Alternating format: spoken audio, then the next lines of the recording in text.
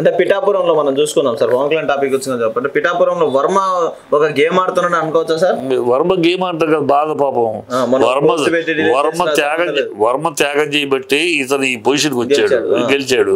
వర్మను పట్టించుకోవట్లేదు, వర్మకి విలువ లేదు అసలు. వర్మ ఈయన ఎక్కడ వీళ్ళకి వర్మే పాపం ఇంటింటికి తిరిగాడు, అందరికి తెలుసు, అది ఓపెన్ సత్యం.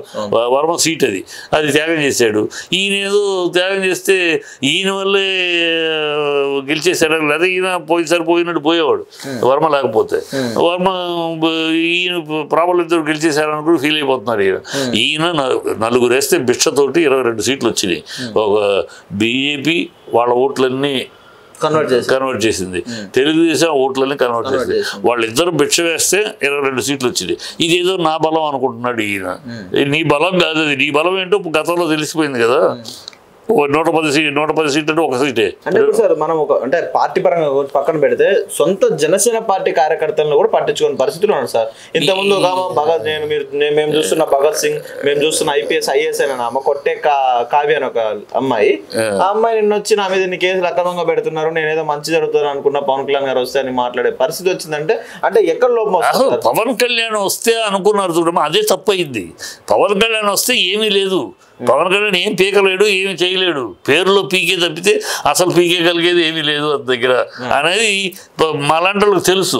ఇతను ఊరిని ఆవేశపరుడే కానీ ఇతనికి ఏమి జ్ఞానము అర్థం లేదు, అర్థజ్ఞానం అజ్ఞానంతో మాట్లాడతాడు. ఆవేశం తప్పితే ఆలోచన లేదు, ఏదైనా వ్యూహము ఒక సిద్ధాంతము ఏమీ లేదు. ఒకసారి మాయావతి అంటాడు, ఒకసారి కమ్యూనిస్టులు అంటాడు, ఒకసారి చెగువీర అంటాడు, ఇంకోసారి ఇంకోటి అంటాడు, ఒకసారి క్రిస్టియన్. చెగువీర అది ఇప్పుడు ఈ మధ్య మళ్ళీ ట్రోల్ అయింది సార్, వైసీపీ వాళ్ళు బాగా అందుకున్నారు దాన్ని. చెగువీర అంటే మొత్తం కమ్యూనిస్ట్ లాగా ఉంటది కదా సార్. ఇప్పుడు అదే చెప్తా, అతనికి ఒక నియంత్రణ లేదు. ఎప్పటికప్పుడు ఏదో నోటికి వచ్చి ఆవేశంగా జుట్టు ఎగరేసుకుని మాట్లాడేయటం. అప్పుడు హీరోగా ఏదో చూశారు జనాలు ఫస్ట్ టైము, అమ్మ ఏదో చించేస్తాడు పొడి చేస్తాడు అనుకున్నారు, కూటమిలో వచ్చేసాడు. ఇప్పుడు అతని అసలు స్వరూపం, అతని శక్తి ఏంటో బయటపడుతుంది. ఎందుకు పనికిరాని ఒక దద్దమ్మ ఊరే ఏదో చంద్రబాబు కాళ్ళు పట్టుకుని, చంద్రబాబు మోడీ కాళ్ళు పట్టుకుని ఆ కాంబినేషన్ వీళ్ళిద్దరి మధ్య బ్రోకరేజ్ చేసి వాళ్ళిద్దరిని కలిపి మీడియేషన్ చేసి మా మధ్యలో తన లాభం పొందాడు. అంతే తప్పితే తనకి వేరే ఏమీ తెలియదు, ఏమీ రాదు, ఏమీ చేత కాదు అని ప్రజల ముందు తనకు ఎవరు అనక్క తనే ప్రూవ్ చేసుకున్నాడు. 1 కాదు 2 కాదు, అనేక విషయాల్లో 32,000 అమ్మాయిలు మిస్ అయిపోయారు. వ్యభిచార గృహాలు కానీ పచ్చి అబద్ధం, సిగ్గు సెరలో కూడా అబద్ధాలు ఆడి ఓట్లు పొందారు. అది పచ్చి అబద్ధము, ఎన్నికల కోసం వాడిన మాట అని పార్లమెంట్లో, దేవాలయాలు అంటే పార్లమెంట్లో నిరూపించబడింది.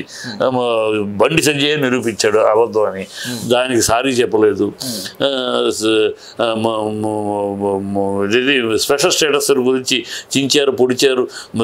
ఆంధ్ర రాష్ట్రానికి ద్రోహం చేసింది బీజేపీని వదిలిపెట్టడం, పాచిపోయి లడ్డూలు ఇచ్చింది, ఇన్ని వాగాడు. ఇప్పుడు నోటికి తాళం వేసుకున్నాడు. ఎందుకు తాళం వేసుకున్నాడు? అడగలుగా స్పెషల్ స్టేటస్ గురించి అడిగే దమ్ము ధైర్యం లేదు. అడిగితే చంద్రబాబు ఎక్కడనో మూసుకుని కూర్చో అంటాడని భయం.